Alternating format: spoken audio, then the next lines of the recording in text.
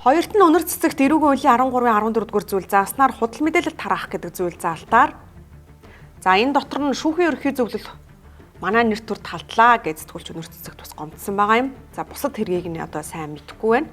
Энэ хэрэг нөгөө хаалттай явагдсан учраас сайн мэдэхгүй байгаа даамаа. За ингээд өнөр цэцэгт 3 сарын зорчгор хязгаарлах ялыг оноожээ.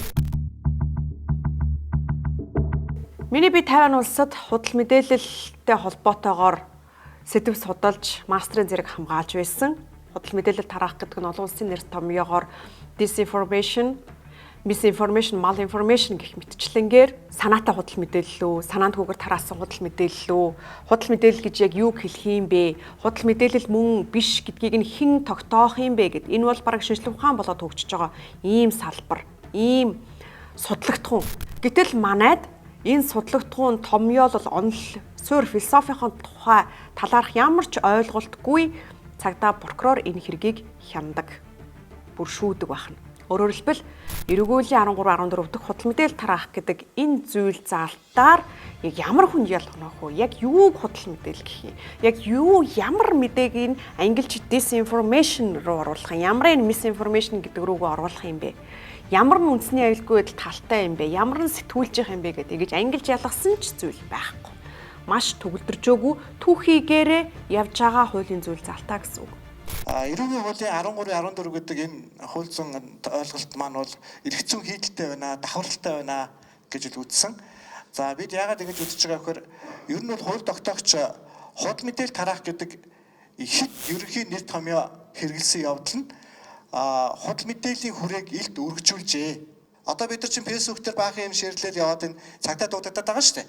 Яагаад дуудагдаад байна нөхөр худал мэдээлэл гэдэг дотор нь манай эрүүгийн хууль оруулаад томьёолсон учраас бүгд дуудагдаж байгаа байхгүй. Нийгэмд айдас бий болцсон. Ер нь бол юм хэлэхэ болцсон шүү дээ. Одоо ер нь бол хэлбэл дуудагдана. Тийм болохоор бол энэ айдсыг бий болгосон ийм зохицуулт болжээ гэж үзэж байгаа. За шүүмжил дуу хоолой бол үндсэндээ байхгүй болцсон.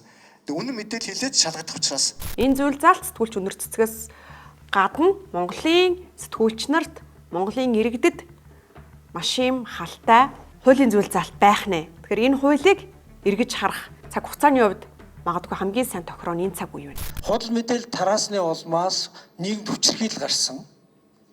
Худал мэдээлэл тараагдсны улмаас одоо арчлалын суурь нурсан ч гэдэг юм уу. Үндэсний аюулгүй байдал эвдэрсэн ч гэдэг юм уу. Ийм объектив хохир шаарддаг байгаа байхгүй юу? Анх энэ гэмт хэргийг санаачилсан улс нь бол манай хойд өрш. Хагас дарангуул маягтай тогтолцоотой байсан улс орнууд худал мэдээлэл тарах гэдгээр одоо өөрийнхөө тогтолцоог хамгаалах, дарангуулах одоо энэ хандлага авч үлдэх гэдэг ийм зорилготой байсан. Хамгаалах зорилго нь юу вэ гэхээр арсан тогтолцоогоо хамгаалах зорилготойгоор бичиж байгаа. Нөгөө улс орнуудын анх санаачилсан зорилго нь дарангуулын тогтолцоогоо хамгаалах зорилготойгоор бичсэн.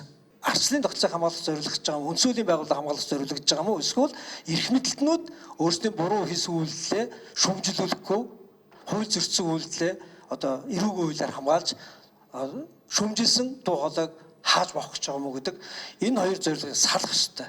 3 дугаар эрүүгийн хуулийн 18-13 дугаар зүйл зааснаар сэтгүүлч өнөр цэцгийг татвар төлөхөөс зайлс хийх гэдэг үндслээр 1 жилээр зорчих эрхийг нь хязгаарласан.